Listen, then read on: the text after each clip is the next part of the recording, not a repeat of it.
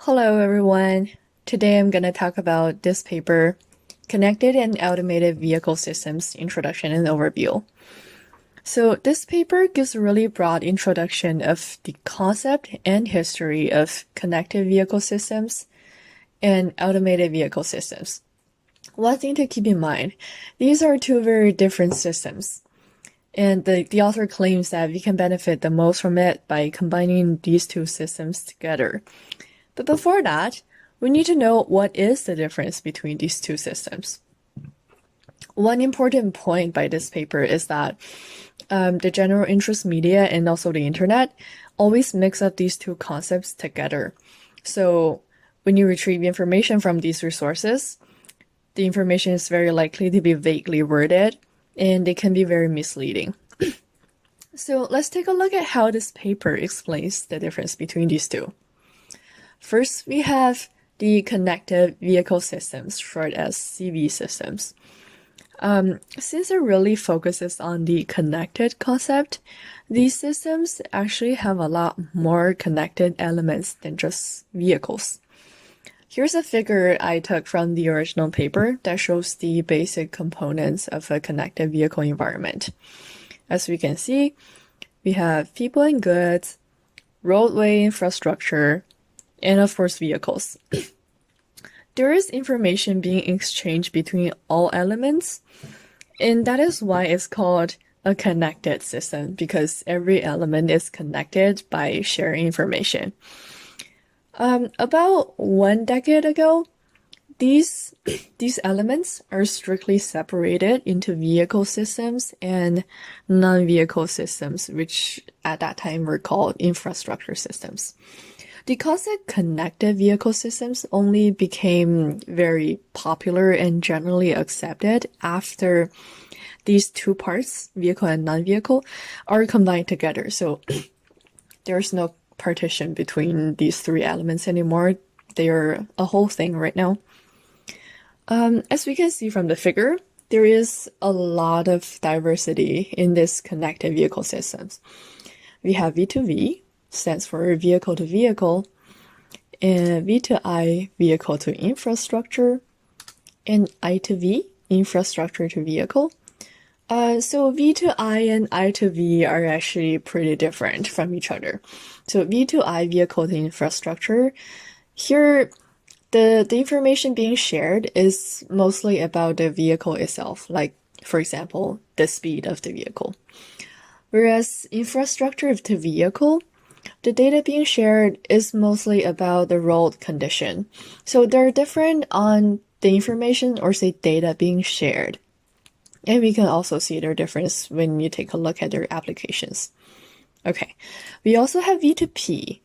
It stands for vehicle to pedestrian, but here the pedestrian actually stands for all the road users that are more vulnerable than vehicles. So for example, we have walking pedestrians and cyclists. And also we have this very generalized terms V to X, which stands for vehicle to everything. Among these options, the one that is of the most interest for general public now is vehicle to vehicle, and it's the most complicated one. Here's a list of its applications that V2V might enable. You can see here, for example, we have cooperative collision warnings and hazard alerts. So in this case, the vehicle in the front on the road may share information about the road condition or possible traffic accidents. It shares information and data about these things with the vehicles behind it.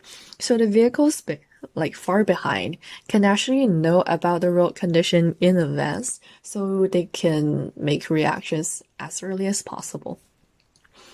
And also we have this cooperative adaptive cruise control with higher vehicle following control and traffic flow stability.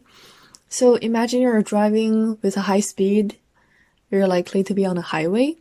You need to maintain this very huge gap between you and the vehicle in front of you, because you never know when the vehicle in front of you is going to slow down or make a stop for no reason. But if every vehicle is connected in the system and they know everything about each other, there's no need for this huge gap anymore, because you will know when it will slow down or make a stop. So the vehicles can actually follow each other very tightly.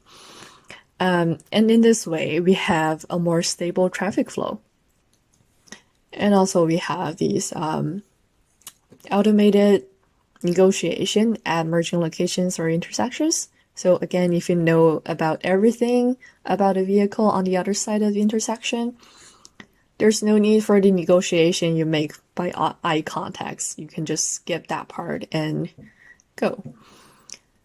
Note that in these applications, the communicated data is mainly for augmenting the data collected by a single vehicle itself by the sensors. But still, the data is very time critical and safety critical, so it will require very low latency and very high speed communication. That brings us to the next topic. What technologies are used for communication? So the most important one, the one that CV systems are actually based on, is what we call dedicated short-range communications, short for DSRC. It's a Wi-Fi-like technology and it's designed only for road transportations. So far, it is the only technology in this list that actually supports time and safety critical messages. But also, since it's only designed for road transportation, it benefits the least from commercial technology development. Okay, also we have Wi-Fi. This supports a lot of the applications, but it will suffer from longer latency, delays, packet loss, and also channel congestions. So it is not enough for critical information like road condition. And also we have cellular communication. Here in the paper, they introduce 4G and 5G. The benefit for this is that this service is already provided by commercial companies, so there's no need for public agencies to provide this service anymore.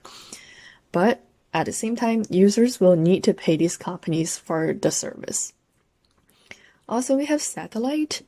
This will be useful in remote areas when the method above doesn't work very well. But since we're using satellite, it can be very costly, and also we will suffer from latency. And in the end, we have Bluetooth. It provides very short range and very low bandwidth services, so it is only for very few applications. From these technologies, we can see that transportation agencies come to the forefront for communication, especially for DSRC, because its implementation will mostly depend on these agencies. And also, these agencies are associated with most of the challenges we will face. Then we come to the second concept, automated vehicle systems. Unfortunately, this is the part that the media has been describing with very inaccurate terminologies like driverless, self-driving, or autonomous. Here, the author spent a very long paragraph explaining why those are not accurate terms, and the conclusion we come at here is that none of these terms can completely substitute automated, because automated vehicle systems still contains cooperative components and communications with others in the environment. Instead of being autonomous, it is more related to connected vehicle systems. So we know from here that there is this possibility to combine connected vehicle system and automated vehicle system together, and it's actually beneficial to do it. Here we have a figure that shows the link between AV systems and CV systems. The earliest automation vehicle systems are actually autonomous. But as higher levels of automation are developed, it became more and more obvious that the systems need to be cooperative. That is why we can see from the figure that the circle representing automated driving systems is more biased to the right-hand side, which is the cooperative or connected side. When it comes to the level of automation, What we're using is the 5-level classification proposed by SAE International, formerly Society of Automotive Engineers. This table lists level 1 to 5, the example functions they have, and the driver's role for each of these levels. Level 1, which is the least automated, is already there on the market for about 5% of the new vehicles being sold. Level 2, more automated, is just being introduced on high-end vehicles for now. Level 3, we can see from the driver's roles that drivers may read a book, text, or web surf. We can see from that drivers are more comfortable with level 3 automation. However, it does require that the driver retakes control when needed. Most of the time, drivers are required to retake control within several seconds. Level 4 replaces drivers completely, but only under restricted conditions. Whereas level 5 allows this whole system to operate without driver at all. This level is what the media is exaggerating automated vehicle systems as, but in reality, it is still a concept. Finally, we come to the synergy between these two systems. The synergy between connected vehicle system and automated vehicle system is the most powerful when it comes to the additional data being shared. So the connected vehicle system can provide additional data to the automated system in order to improve the performance and safety level of automated vehicles. Automated vehicles without connectivity, they can only see what's immediately adjacent to them. So it's kind of like a driver who can only see the surrounding of them, but doesn't have any more knowledge of the full environment.